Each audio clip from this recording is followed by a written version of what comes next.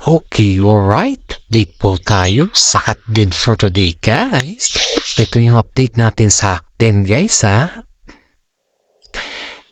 Diba New Year na New Year? Malapit na yung New Year at tapos na yung Christmas. Pinaghandaan nila Alden Richard at saka si Catherine Bernardo yung kanilang bakasyon sa New Year. Pero sa ngayon, guys, kasi nung Christmas kasi nagkaroon lang na konting banding. Tapos, lumipad na rin si Alden papuntang Canada. After naman na lumipad si Alden dun, guys, ay magkasama naman po sila ni Catherine. Kasama niya yung mga pamilya ni Catherine at nakabanding din niya. Si Catherine din nakabanding din niya yung pamilya ni Alden Richard. Kumbaga lang po, guys, is yung vice versa lang sila. Dahil alam naman natin na yung kanilang banding effect ay medyo limit lang sa ngayon dahil ang moment talaga sa ngayon, guys, is yung talaga sa pamilya ba, yung banding ng pamilya talaga yung moment sa ngayon, guys, ng Hotdin. Kaya binibigay nila yun sa kanilang pamilya. Ngayon, guys, dating sa ito yung mga tanong ng mga ibang netizens sa atin kung bakit daw iniwan ni Alden Richard si Catherine sa Pilipinas na kung saan po ay bakit si Alden lang daw yung lumipat sa Canada at hindi daw niya sinama si Catherine. Ito naman tayo, guys. Ito yung tanong ng mga netizens sa atin. Kung willing pa ba si Alden na mapatunayan daw yung katotohanan kay Catherine? Willing pa ba si Alden dyan? Bakit iniwan daw niya si Catherine? Tarong naman natin dito, guys, kung iniwan naman niya si Catherine, ay hindi ibig sabihin na iniwan niya na talaga. May pinuntahan ng si Alden dun dahil kailangan kasi na magbakasyon din siya dun sa Canada. Then may mga maghanap pamilya din si Alden dun. Kaya hindi naman natin pwedeng pabawalan si Alden na magbakasyon dun dahil kailangan din siya ng iba niyang pamilya. Kaya din po sa ating, guys, kung iisipin natin, marapatin natin ba na kung halimbawa ikaw din ay mapamilya sa ibang bansa, siyempre puntahan mo din dahil yan po ay may mapanahon at may mga oras ka din. Panahon kasi yung bakasyon niya yan, guys, kundi panahon sa pamilya ba? Yan yung palagi natin tatandaan dito na ang pagkakaroon ng bakasyon ay hindi lamang po limitado. Kaya isipin natin doon, guys, kasi ang New Year naman po ay silang dalawa naman yung magbabakasyon dahil siyempre namimiss doon sa Catherine si Alden Richard Kaya yun nga, yan dito sa ating legit na sources. Imagine ito, guys, si Mami Min po ang nagsabi kay Alden Richard na magbakasyon sila ni Catherine sa ibang bansa sa New Year para makabanding ba nila or makilala talaga yung isa't isa sa kanila. Yung mga nabay natin dito, guys, parang gumagaba is sarap sa pakiramdam ba na sabihan ka ng mami ng girlfriend mo, di ba? Kahit sino dito, guys, pag sabihan ka ng mami ng girlfriend mo na yung parang ipinapaubayan niya na yung anak niya sa'yo. Kaya ang sabi ng mga netizen dito, guys, is sobrang swerte ni Alden Richard kay Catherine dahil si Mami Min na mismo nagpapasubo kay Catherine Bernardo kay Alden para sa ganun po ay makilala nila ng isa't isa. Yan po yung pinakamasarap na pakiramdam ba, pinakamasarap na pakinggan at masarap sa pakiramdam na you are doing your best dahil alam mong botong-boto sa'yo yung pamilya ng babae.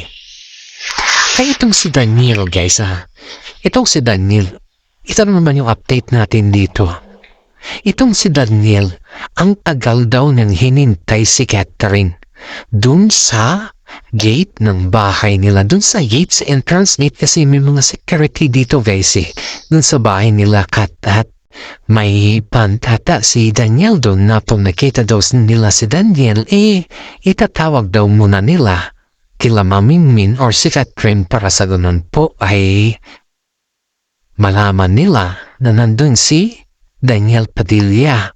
Pero ang sabi ng mga guardia guys is nandun daw si Daniel Padilla na nag-aabang kay Catherine, na sinabi daw kasi ng mga guardia, tinawag daw kay Catherine na nandun si DJ. Ngayon, nagsabi daw ni Catherine, sabihin niyo wala ako. Which is kahit andun si Daniel, andun si Catherine,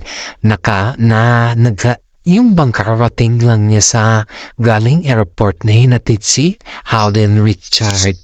Kaya ito, sobrang kilig mga netizen dahil yung bang kararating niya lang tapos nandyan na si Daniel Padilla. Nang ba yung mga isipin ng mga netizen dito guys is parang si Daniel Padilla po naghahanap ng tiyempo na wala lang si Alden Richard, andyan na siya. Parang ibig sabihin na hinahanap niya yung tiyempo, yung oras ba na makuha niya ulit si Catherine kahit ayaw na ni Catherine sa kanya. Kaya sabi dito ni Mami Min sa kanya na huwag mo na entertainin, ako na lang ang kausapin Daniel, ako na makipag-usap sa kanya dahil yun naman talaga ang sistema natin na hindi mo na siya kausapin. Kausapin mo lang siya pag may makasama ka. Pero pag kayo na, hindi na pwede. Yan po yung sabi nito, sabi ni Mami Min kay Catherine. Kaya nga po, sabi naman ni Catherine is gano'n naman talaga yung kanilang sistema guys. Kaya, laking pasalamat ni Catherine dahil hindi po siya binabayaan ni Mami Min sa lahat ng bagay. Nung sinabi ni Mami Min na gano'n guys ay may tinawag ata nung kwartya ko bakit daw nandun si Daniel sa guardhouse. Tapos ang sabi daw ni Daniel ay may ibibigay lang daw siya kay Catherine. Masabi naman na may ibang netizen dito guys na bakit kailangan pa siyang magregalo ba or magpakita. Ang sakit na nang ginawa niya. Anong intention niya? Na para sirain na naman ang kat din na tambalan kasi si Daniel guys ang sinasabi niya sa kanyang mga interview, love my family first, love the environment, or love something like that. Wala mo nang pag-ibig ngayon kasi focus sa trabaho. See? Yan ba yung nagpo-focus sa trabaho? Yan ba yung wala nang pag-ibig sa ngayon? Love the family and love the environment? Diba? Bakit nandun siya sa gate? Ang tanong nga ito din yung mga tanong natin guys kay Daniel Padilla kasi itong si Daniel ay pinipilit niya talaga ang kanyang datingan. Akala mo kahit siya yung kauna kay Catherine, akala mo bibigay si Catherine sa kanya guys. Ito yung parang iniisip yung babalikan daw siya ni Catherine dahil nandyan daw si Mami Min na sumusuporta sa kanyang decision. Sabi ko naman, hindi naman tama na mag-decision si Mami Min ng ganyan-ganyan, di ba? Kahit sino. Anak niya pero hindi siya yung tao na mag-decision na kung ganyan ng na-sistema ni Daniel Padilla. At never siyang nag-decision na about sa mga ganyan. Kaya itong si Daniel minsan gumagawa din ng kwento. Dahil ang niya kasi na hindi na pabor ang pamilya nila Catherine sa kanya. Dahil ang dami niya na kasing ginawang kampihan guys. Sobra. Dami niyang ginawang kamalian. Kaya nga po laking gulat ng mga netizen kung bakit nandiyan pa rin si Daniel na kung ba is nandiyan pa rin siya na umaaligid kay Catherine, ayaw na sa kanya. Hindi pa natin alam guys kung anong magiging reaction ni Alden Richard dito kasi kakahatid lang po ni Catherine sa kanya at hindi pa natin alam.